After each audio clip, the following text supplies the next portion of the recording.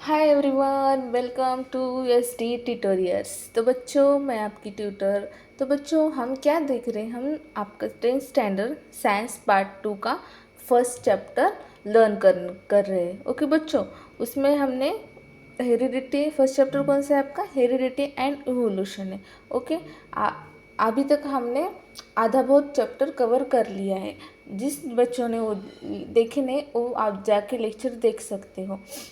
Okay बच्चों, तो आज हम क्या देखने वाले हैं? एविडेंस ऑफ इवोल्यूशन लर्न करने वाले। ओके बच्चों, एविडेंस ऑफ इवोल्यूशन। कल के लेक्चर में हमने 3 एविडेंस देखे थे। ओके, कौन कौन से देखे थे? First one is the morphological evidence, second one is anatomical evidence, third one is the vestigial organ, fifth fourth one is paleontological evidence, fifth connecting link and the sixth one is the embryological evidence। तो कल के lecture में हमने बच्चों कौन से 3 देखे थे? फर्स्ट वाले 3 हमने लर्न किए थे। Okay, morphological, anatomical and the vestigial organ, ये 3 हमने कल के लेक्चर में लर्न किए। तो बच्चों, आज के लेक्चर में हम बाकी रहे वाले 3 लर्न करेंगे। कौन से? Paleontological evidence, connecting link and the embryological evidence. तो बच्चों, जिन बच्चों ने ये पहले वाली 3 देखने के लिए क्या करें, वो कल का लेक्चर देख सकते हैं बच्चों। और आपको जो लेक्चर मेरा अच्छा लगा हो तो कमेंट करके मुझे ज़रूर बता देना। ओके बच्चों, एंड चैनल पे नए होंगे तो चैनल को सब्सक्राइब कर देना, वीडियो को लाइक कर देना एंड अपने फ्रेंड के साथ शेयर ज़रूर करना। तो बच्चों चलो, आज रहे वाले 3 हम डिस्कस करेंगे। ओके बच्चों, तो आज कौन से हम डिस्कस करते हैं? First one is the palaeontological evidence. Palaeontological evidence मतलब क्या होता है बच्चों? हम क्या बोलते हैं? पैलेंटोलॉजिकल एविडेंस का मतलब होता है, देखो, हम क्या बोलते हैं कि पहले डायनासोर प्रेजेंट थे, ये प्रेजेंट थे, वो प्रेजेंट थे एनिमल्स। लेकिन हमारे पास क्या एविडेंस है कि वो प्रेजेंट है एनिमल्स? तो वो एविडेंस हमारे पास होना चाहिए ना, सबूत होना चाहिए ना, कुछ तो भी प्रूफ होना चाहिए कि हाँ, इसके मुताबिक हम बता सकते कि ये उस ज़माने में या उस साल वहाँ पे प्रेजेंट है। तो बच्चों, क्या होता, हमने देखा कि हमारे अर्थ जो थी वो क्या थी? एक आग का गोला थी, हमने सबसे पहले देखा। फिर वो धीरे धीरे कूल डाउन हुई, फिर ओशन फॉर्मेशन हुआ, देन एलिमेंट फॉर्म हुए, देन हमने देखा कि इनऑर्गेनिक ऑर्गेनिक कंपाउंड फॉर्म हुए, फिर से यूनिसेलुलर ऑर्गेनिज्म फॉर्म हुए, मल्टी सेलुलर ऑर्गेनिज्म हुए। ऐसा करते करते करते क्या हुआ? एक अच्छी खासी लाइफ चलने लगी अर्थ पर। अर्थ पे अच्छी फिर डिफरेंट टाइप के ऑर्गेनिज्म फॉर्म हुए, वो भी अच्छे से रहने लगे, सब अच्छा हुआ था, एनिमल्स, प्लांट्स सब ग्रो हुए थे। लेकिन इसके बाद क्या हुआ था? कुछ दिन बाद ये जो फॉर्मेशन हुआ था, उसके बाद तुमने देखा होगा कि एक प्रलय आया था या कुछ आया था। हम बोलते हैं ना पृथ्वी पे कि ये सब बहुत बड़ा एक इवेंट हुआ कि उसके बाद सब एनिमल्स, प्लांट्स डिस्ट्रॉय हो गए, कोई नहीं बचा। तो बच्चों, इवेंट हुआ था, मतलब क्या हुआ था उस समय कि एक एस्ट्रॉयड पृथ्वी पे आके पृथ्वी को टकरा गया था। मतलब एस्ट्रॉयड मतलब क्या होता है? वो जो प्लैनेट के जैसे ही बड़े बड़े जो पत्थर होते हैं, वो उसको हम क्या बोलते हैं? स्पेस में रहते हैं, उसको हम बोलते हैं एस्ट्रॉइड्स बोलते हैं। ओके बच्चों, तो वो क्या हुआ था? एक एस्ट्रॉइड उस समय हमारे पृथ्वी के ओर इतने तेज गति से आया और हमारी पृथ्वी के ऊपर टकरा गया। तो उस वजह से क्या हुआ? फिर उस वजह से क्या हुआ? आग के गोले निकलने गए, ओशन फॉर्मेशन तो हुआ था, तो ओशन में तो सुनामी आने लगी, बहुत सारे इवेंट्स चलने लगे, क्लाइमेटिक चेंजेस होने लगा, आजू बाजू का सब इन्वायरमेंट में क्या हुआ? डिफरेंट टाइप के चेंजेस होने लगे। इस वजह से फिर क्या हुआ? सब एनिमल क्या हुए? फिर से डिस्ट्रॉय हो गए। लेकिन सब एनिमल डिस्ट्रॉय हो गए क्योंकि उतने में हम बचा पाना नामुमकिन हो सकता है। आग के गोले, उस ओशन में तो सुनामी। आज के डेट में भी हमें इतने डेवलप होने के बाद भी हम ये सब सुनामी या कोई ऐसा प्रलय जैसा आया तो हम रोक सकते हैं क्या उसको? नहीं, उसमें जीवित हानि या वित्त हानि तो होती रहती है। तो वैसे ही बच्चों, उस टाइम पे क्या हुआ? फिर सब एनिमल क्या हो गए? डिस्ट्रॉय हो गए, एनिमल। बट सम एनिमल क्या हुए? जो ज़मीन के नीचे क्या करके ज़मीन के नीचे जाके छुप गए थे, वो रुक गए थे, अपने आप को उसने सेफ रखा था, वो एनिमल बचे और उसकी वजह से हम प्रेजेंट है। लेकिन उस टाइम पे जब सब खत्म हो जाता तो हम बचते का नहीं बचते, हम भी आज के टाइम पे नहीं प्रेजेंट रहते बच्चों। ओके, उस टाइम पे जो एनिमल्स थे, प्लांट्स थे, उन्होंने क्या किया, खुद को सेफ रखा, सेफ जगह रखा, ज़मीन के नीचे गए, नीचे रह के वो अपने आप को उसने क्या किया, सेफ रखा। इस वजह से हम आज है, नहीं तो सब डिस्ट्रॉय हो जाता तो फिर पहले जैसा फिर ओशन में लाइफ फॉर्मेशन है उसको बहुत और साल लग जाते बच्चों। ओके, तो वो देखेंगे हम कि वो, तो फिर हम पैलेंटोलॉजिकल एविडेंस में क्या देखते हैं, जो large number of organism gate buried inside the अर्थ। तो उस टाइम पे क्या हुआ, फिर लार्ज नंबर ऑफ ऑर्गेनिज्म मतलब बहुत सारे नंबर में ऑर्गेनिज्म क्या हो गए, बरीड हो गए। बरीड मतलब क्या हो गए, ज़मीन में गाड़ गए, inside the earth, inside the earth, ज़मीन में गाड़े गए। Okay, disaster like flood, earthquake, volcano etcetera, and then become the क्या बने, फॉसिल्स बने। फॉसिल्स मतलब क्या होता है, जो अवशेष रह जाते हैं, हम बोलते हैं अवशेष मिले उसके, या अवशेष बना, वो अवशेष मिला हमको, तो उसको हम क्या बोलते हैं, वो किस वजह से, फ्लूड डिजास्टर की वजह से फिर क्या बने, फॉसिल्स बने। ओके, एंड द साइंटिस्ट ने फिर क्या किया, वो फॉसिल्स पे स्टडी की और फिर उन्हें पता चला कि हाँ, इतने साल पहले ऐसा ऐसा एक एनिमल रहा था, उसके उस वजह से हमको आज पता चला। और इसको हम आज के दौर में हम बोलते हैं डायनासोर थे पहले, लेकिन हम किस आधार पे बोलते कि डायनासोर थे पहले, ये जो साइंटिस्ट थे उसने स्टडी करने के बाद हमको क्या बोलता है, एक हमने नाम दे दिया उसको कि ये डायनासोर थे, वो बहुत बड़े थे, ये थे वो थे, हमने एनिमेशन में सब देखा वाला है। ओके बच्चों, तो उसको हम क्या बोलते हैं, ये देखो यहाँ पे हम देख रह सकते हैं, ये जो डायनासोर, इसको इसके क्या हो गए, सॉरी, ये देखो यहाँ पे डायनासोर का हम के फॉसिल्स देख रहे हैं, ये गाड़ गए थे ज़मीन में। ओके, ये क्या हुए, ज़मीन में गाड़ गए। और हमने खुदाई करते समय, आपने देखा होगा खुदाई करते समय वो हमें कुछ मिलता है ऐसा, तो हम डिस्कवर करते हैं, साइंटिस्ट को भेज देते, बुलाते कि हमको मिला है, नया है, हमको पहचाना हुआ होगा, जैसे कि कैट, वो हम ज़मीन में उसको दफना देते हैं, तो वो जो उनके जो हड्डियाँ वगैरह में तो हमको पहचान में, लेकिन ये जो सब मिला, ये हमारे साइंटिस्ट ने क्या किया, फिर उनका स्टडी किया। देखो ये भी वो क्या हो सकता है, डायनासोर का मुंह का स्ट्रक्चर, फेस हो सकता है। ओके, लेकिन ये क्या हो गया, फिर एक स्टोन के ऊपर वो जोर से टकरा गया होगा, इस वजह से फिर क्या हुआ, उन पे उनकी प्रिंट आ गई। लेकिन जब साइंटिस्ट और धीरे धीरे क्या होगा, वो हार्ड बन गया, उनका मांस का स्ट्रक्चर, वो सब हड्डियाँ वगैरह क्या बन गई, फिर हार्ड बन गए और वो स्टोन में ऐसे प्रिंटेड हो गया। तो वो साइंटिस्ट स्टडी करेंगे इस रॉक को कट करके डिफरेंट एंगल से। ओके, तो उससे हमें पता चलता है कि उस टाइम पे ये एनिमल प्रेजेंट थे।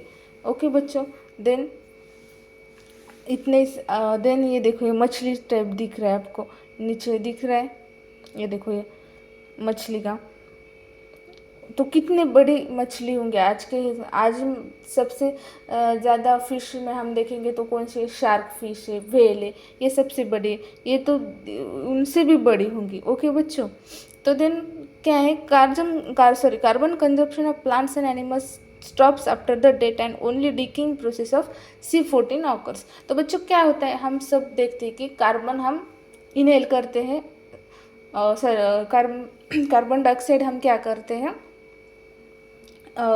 एक्सेल करते हैं, ऑक्सीजन क्या करते हैं, हम इनहेल करते हैं। तो okay, carbon consumption plants animals stops, but फिर क्या होता है, हमारे डेथ होने के बाद हम सब ये हमारा रेस्पिरेशन है क्या, हम स्टॉप कर देते हैं एक टाइम पे। ओके बच्चों, देन क्या होता है, डीकिंग और प्रोसेस ऑफ, जो हमारे बॉडी में कार्बन डाइऑक्साइड है उनका क्या होता है, डीकिंग होता है, एंड दे क्या फॉर्मेशन करता है, C14 फॉर्मेशन करता है, कार्बन 14 नाम का एलिमेंट्स क्या करता है, फॉर्मेशन करता है। तो हम कैसे पता चला सकते हैं कि वो एनिमल की डेथ कब हुई थी, इस साल हुई थी या इतने साल पहले हुई थी। तो हम इस कार्बन 14 के कैलकुलेट करके हम पता कर सकते हैं, रेशो कैलकुलेट करके पता कर सकते हैं कि ये बॉडी कितने साल पुरानी होंगी। आप लोगों ने बच्चों CID वगैरह में देखा होगा कि वो जो साइंटिस्ट है ना, वो क्या बोलता है वो जो बाकी के मेंबर बोलती कि बॉडी मिली यहाँ पे, तो वो क्या बोलता है फिर बॉडी को लाओ, वो चेक करते हैं और फिर बोलते कि उस बॉडी कितने साल पुरानी है, इतने साल पुरानी है। वो तो वो कैसे बोलते हैं इतने साल पुरानी, वो देख के तो हम ऑब्जर्व करके तो नहीं बोल सकते ना कि इतने साल पुरानी होंगी या क्या होंगी। तो उस हम कैसे देखते हैं, तो कैलकुलेट करने के लिए हमारे मेजरिंग रेडियो एक्टिव C14 का रेशो लेते हैं, ratio of C40 to C12। Sorry बच्चों, ratio of C40 to C12 in their body, उनके बॉडी में C14 एंड C12 का रेशो चेक करते हो, और ये चेक करने के बाद हम एज क्या कर सकते हैं, डिटरमाइन कर सकते हैं फॉसिल्स की। आया समझ में बच्चों? तो ये जो करते हैं कार्बन के, हम कार्बन के रेडियो एक्टिविटी चेक करने के बाद हम उनकी एज डिटरमाइन कर सकते हैं। उस मेथड को हम क्या बोलते हैं, कार्बन डेटिंग मेथड बोलते हैं। ओके बच्चों, आया समझ में? कौन सी मेथड बोलते हैं? कार्बन डेटिंग मेथड बोलते हैं। ओके, देन हम नेक्स्ट देखेंगे कनेक्टिंग लिंक्स। कनेक्टिंग लिंक्स मतलब क्या, सम मॉर्फोलॉजिकल कैरेक्टर्स, हम link character link similar that shows some link between them. Okay, connecting links, firstly हम लिंक मतलब क्या बोलते हैं, हम लिंक मतलब बोलते हैं कि एक दूसरे को अटैच है, और हम देखते हैं कि चेन होती है या क्या होता है, एक दूसरे छोटे छोटे पार्ट्स होते हैं जो एक दूसरे को अटैच होते हैं और फिर एक चेन फॉर्मेशन होती है।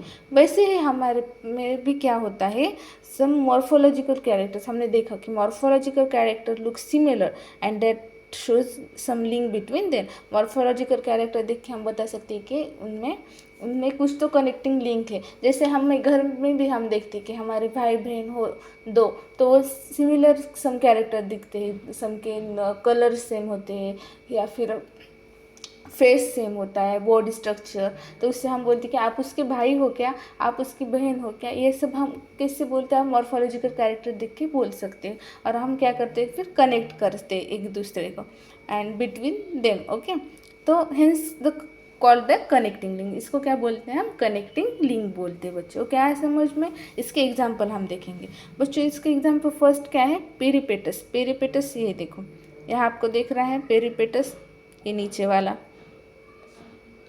ये क्या है, पेरिपेटस। पेरिपेटस क्या है, ये क्या करता है, इसमें हमको बहुत सारे पैर दिख रहे हैं और ये समटाइम अर्थवर्म जैसा दिख रहा है। ओके, पैरापोडिया लाइक ऑर्गन से, उसमें क्या है, पैरापोडिया लाइक ऑर्गन से, और ये किस फाइलम से बिलोंग करता है, एनिलिडिया फाइलम से ये बिलोंग करता है पैरापोडिया। ओके, पैरापोडिया मतलब वो जो ऐसे अर्थवर्म हो गए, ये हो गए, वो क्या है, लाइक ऑर्गन प्रेजेंट है, यानी ये फाइलम एनिलिडिया से। आपको फाइलम नेक्स्ट चैप्टर में देखने हैं, 5th या 6th चैप्टर में हमको ये सब फाइलम, किंगडम, क्लासिफिकेशन, ये सब देखना है, वहाँ पे हम डिटेल में देखेंगे। ओके बच्चों, यहाँ पे आप इतना ध्यान में रखो कि ये जो पेरिपेटस है उसका पैरापोडिया लाइक ऑर्गन्स होते हैं, ये जो फाइलम एनिलिडा से बिलोंग करता है, एंड द ट्रैकियल रेस्पिरेशन होता है उसमें, कि वो जो किससे होता है, आर्थ्रोपोडा में प्रेजेंट होता है ट्रैकियल रेस्पिरेशन। तो इस दोनों में link Annelida and the phylum arthropoda.